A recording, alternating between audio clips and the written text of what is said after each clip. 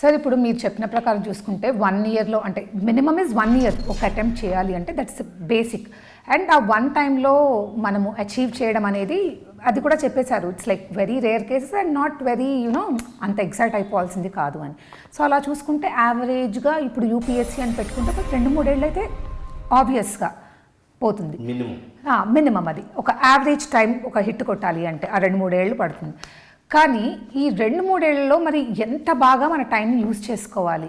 Because చిన్నది కాదు, మనకేంటి ఒక ఇన్ని టాపిక్స్ ఉన్నాయి ఇవి చేస్తే కాదు.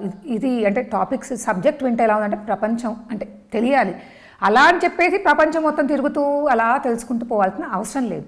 సో ఇప్పుడు ఈ 2-3 ఏళ్ళ టైం తీసుకుంటే దాన్ని ఎలా బాగా వాడుకోవాలి, ఏ రకంగా మన టైంని మనం అందరికీ సేమ్ టైం. ఇప్పుడు కొంతమంది కొన్ని టైం లేదంటే కూడా నేను ఒకటే చెప్తా, మనం టైంని ఎలా వాడుతున్నామో ఇంపార్టెంట్.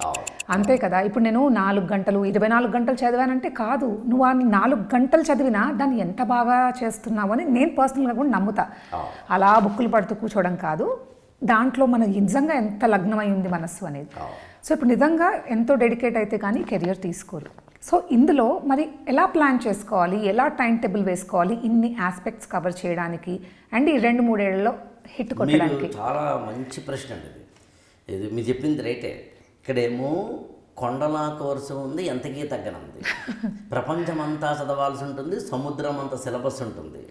సిలబస్లోంచి కూడా కరెంట్ అఫైర్స్ లాంటి వాటిలోంచి అయితే కనుక ఎక్కడి నుంచి అడుగుతాడో తెలియదు.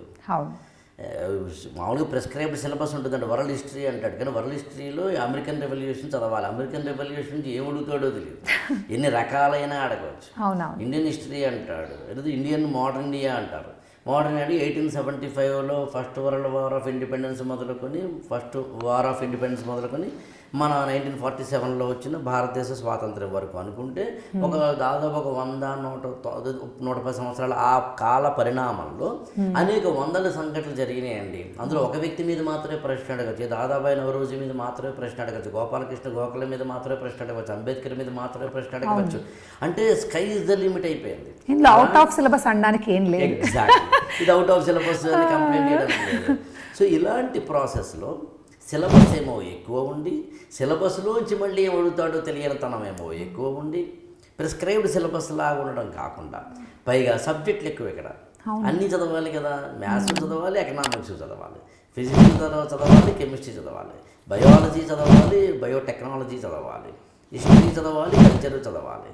పోస్ట్ ఇండిపెండెన్స్ అంటే భారతదేశ స్వాతంత్ర అనంతరం ఏం జరిగిందో చదవాలి, ప్రపంచమంతా ఏం జరిగిందో చదవాలి, నిన్న ఏం జరిగిందో చదవాలి, కొన్ని వేల సంవత్సరాల కిందట ఏం జరిగిందో చదవాలి, భారతదేశంలో ఏం జరిగిందో చదవాలి, మళ్ళీ ఆఫ్రికాలో ఏం జరిగిందో చదవాలి. ఇవన్నీ కాకుండా మనుషులా మనం ఎలా ఎదిగామని మీరు చెప్పిన కొన్ని సబ్జెక్ట్స్ ఉన్నాయి. యాజ్ అన్ ఇండివిజువల్గా కొన్ని నువ్వు ఎలా అప్రోచ్ అవుతావు, అది ఎథిక్స్ అనే దాంట్లో అది ఎక్కడా ఉండదు. అది అందులో కేస్ స్టడీస్ ఉంటాయి. అవును, ఆ కేస్ స్టడీస్ అనేది ఏదో ఒక ఐఏఎస్ ఆఫీసరు ఏదో ఒక న్యాచురల్ డిజాస్టర్ వచ్చింది, డిజాస్టర్ దగ్గర ఎలా ఉన్నాడు ఏంటి అనేది దానికి సంబంధించిన ఏది అడుగుతాడో తెలియదు. అవును. సో ఇలాంటి ఒకానొక పరిస్థితుల్లో స్టూడెంట్ కనుక తనను తాను కాపాడుకుని జాగ్రత్తగా చదివితే 2-3 ఏళ్ళ పడుతుందండి ఇక్కడ ఐఏఎస్ అవ్వడానికి. అంటిల్ అన్లెస్ డిగ్రీలోనే ఇంటర్మీడియట్లోనే ప్రిపరేషన్ స్టార్ట్ చేసేసి కనుక ఏ కారణం చేతనైనా డిగ్రీ అయ్యే సమయానికే మొత్తం ప్రిపరేషన్ అయిపోయి మంచి సాయుధమైన సైనికుల్లాగా ఉండి అటెంప్ట్ ఇస్తే తప్ప, వాళ్ళే కదా ఫస్ట్ అటెంప్ట్లో అవుతున్నారని మనం చెప్తున్నాం. అవునవును.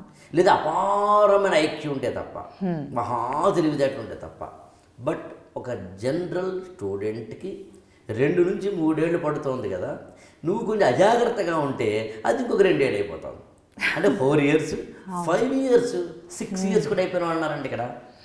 5-6 ఏళ్ల పాటు ఒక ఎగ్జామినేషన్ కోసం మాత్రమే కూర్చోవాల్సిన పరిస్థితి ఏర్పడింది అంటే ఊహించండి ఎంత కష్టమో. చాలా. ఇలాంటి ఒకనొక పరిస్థితుల్లో కాపాడేది ఏదైనా ఉంది అంటే ప్లానింగ్ అని. నేను ఆ ప్లానింగ్ని మీకు చెప్పేందుకు ఏం చేస్తానంటే హడావుడిగా చెప్పకుండా కొంచెం అరటిపండు ఒలిచి నోట్లో పెట్టినట్టు చిన్నపిల్లలకి చెప్పినట్టు చెప్తాను. స్టెప్స్గా. స్టెప్ నెంబర్ 1, రోజుకి ఎన్ని గంటలు నువ్వు చదవగలవో డిసైడ్ అవ్వు. కొంతమందికి రోజుకి 8 గంటలు దొరుకుతుందండి. నేను మాట్లాడుతుంది యావరేజ్. ఓ రోజు 12 గంటలు చదివి, ఓ రోజు 10 గంటలు చదివి, ఓ రోజు 2 గంటలు చదివి అలా కాదు. ఓకే, యావరేజ్న రోజుకి 8 గంటలు దొరుకుతుంది కొంతమందికి. కొంతమందికి 10 గంటలు దొరుకుతుంది కొంచెం శ్రద్ధ పెట్టి చదివే పిల్లలైతే. అవును. కొంతమందికి 6 గంటలు దొరుకుతుంది. అప్పుడు మీకు డౌట్ రావాలి, అదేంటి సార్ ఈ దొరకడం ఏంటి? అదే అంటే ఇంకేమైనా చేస్తూ చేయడమా డిమార్ట్లో దొరికేదా ఇది? అంటే అదే అంటే నాకేమనిపిస్తుంది అంటే మేబీ వాళ్ళు ఇంకేదైనా చేస్తూ దీనికోసం అలొకేట్ చేసే టైమా ఎగ్జాక్ట్లీ. అలానా అని. అంటే ఒక హౌస్ వైఫ్ అయ్యి ఒక ఎంప్లాయీ అయితే రోజుకి 6 గంటల కన్నా దొరకదు. అంతే. అదే ఒక ఇంకే పని లేకుండా దీని మీదే కూర్చున్న స్టూడెంట్ అయితే కనుక రోజు 8 అవర్స్ దొరుకుతుంది. అవును. కొంచెం శ్రద్ధగా చదివి కాన్సన్ట్రేషన్తో చదివి ఇంకే యావిగేషన్స్ పెట్టుకోకపోతే 10 గంటలు దొరుకుతుంది. సో ఇది వేరియబుల్ అనమాట. వేరియబుల్, ప్రతి ఒక్కరికి సేమ్ వర్కౌట్ అవ్వదు. అందులో ఫస్ట్ డిసైడ్ నీకు ఎన్ని గంటలు దొరుకుతుంది. అప్పుడు కొంతమంది తెలివైన స్టూడెంట్స్ ఏమంటారంటే నాకు ఓన్లీ 2 అవర్స్ దొరుకుతుంది సార్ అంట. నాకు అభ్యంతరం లేదు, కానీ ఇప్పుడు నీకెంత దొరుకుతుంది అనే క్వశ్చన్ నేను వేసినప్పుడు నా రెండవ పాయింట్ ఏంటంటే యూపీఎస్సీకి రిక్వైర్డ్ టైం ఫ్రేమ్ ఏంటి. ఓకే. అంటే ఇంత కోర్సుని అవునవును. ఇప్పుడు మనం ఏదో ఇక్కడ నుంచి అమీర్పేట వెళ్ళాలనుకోండి, మనం ఎంత కాల్కులేట్ చేసుకుంటాం. నడిస్తే ఇంత, కార్ ఇంత, ఆటో ఇంత, ట్రాఫిక్ ఉంటే ఇంత, వర్షం పడితే ఇంత, అంతే కదా. అలా అసలు యూపీఎస్సీ ఆల్ ఇక్కడ మనకి ancient India, medieval India, modern India, culture, post independence, world history, social issues, geography, political science or polity, international relations, governance, economics, environment, disaster management, internal security, science and technology, biology, దాంతోపాటు మళ్ళీ ఎథిక్స్తో పాటు సీసాట్తో పాటు ఇన్ని రకాలుగా general essay, ఇన్ని సబ్జెక్టులు plus optional, ఇన్ని సబ్జెక్టులు చదవడానికి ఒక స్టూడెంట్కి టోటల్ కంప్లీట్ చేయడానికి 1 year పడుతుంది. మ్యాక్సిమం అంటే 365 days పడుతుంది. That is the ideal required. అందులో ఆదివారాలు తీసేయగాలి.